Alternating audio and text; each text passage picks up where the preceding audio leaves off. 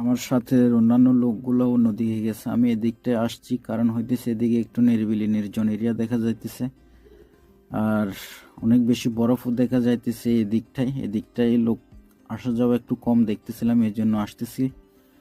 আর হইতেছে সামনে দেখা যাইতেছে 4 জন ছেলে মেয়ে, তারা আসছে এদিকটায়।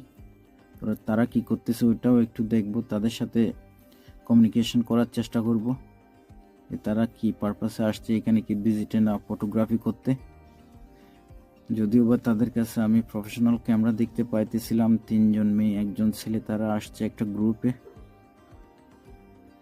সো সবকিছু মিলিয়ে অসাধারণ একটা মুহূর্ত, আমার থেকে ভালো লাগতেছে ব্যক্তিগতভাবে অনেক। আমার সাথে যে অনুব্ধ উনিও আছেন আমার সাথে, আমার পিছন পিছন আসতেছেন উনিও।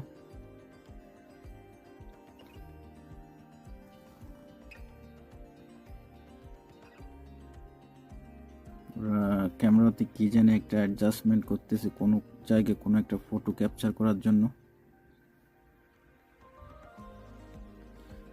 একজনের সাথে ফান করতেছেন।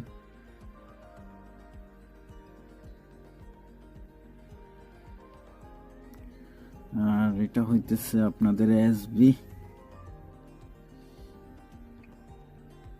মুখটা একটু লাল হয়ে গিয়েছিল ঠান্ডার কারণে। সবকিছু মিলিয়ে অসাধারণ মুহূর্ত ছিল, কিন্তু আমি তাদের সাথে একটু কথা বলার চেষ্টা করব যে তারা কোত্থেকে আসছে বা এই দেশি লোকাল কিনা। তাদের ডাক দিয়েছি, তারা তাকাইছে আমার দিকে। পরে তাদের জিজ্ঞেস করলাম, তারা বলল যে না, 3 জন ছেলে মেয়ের মধ্যে 3 জন, 2 জন মেয়ে 1 জন ছেলে কিন্তু এই দেশি না, 1 জন মেয়ে শুধু এই দেশে ছিল। এখন আস্তে আস্তে আমি চলে যাব নিচের দিকে, যেখানে আমার সাথে অন্যান্য লোকগুলো যেদিকে গেছে ওই দিকটা যাওয়ার চেষ্টা করব, ওদিকের ভিউটা আপনাদের দেখানোর চেষ্টা করব। সো এই যে অনুপদাও অনেকটা ক্লান্ত হয়ে গেছে,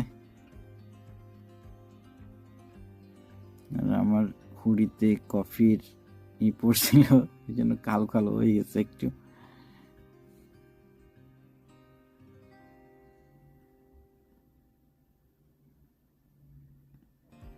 বারবার পিছন পড়ে যাইতেছিল অনুপদা কিন্তু একটু ক্লান্ত হয়ে গেছিল বলা যায়।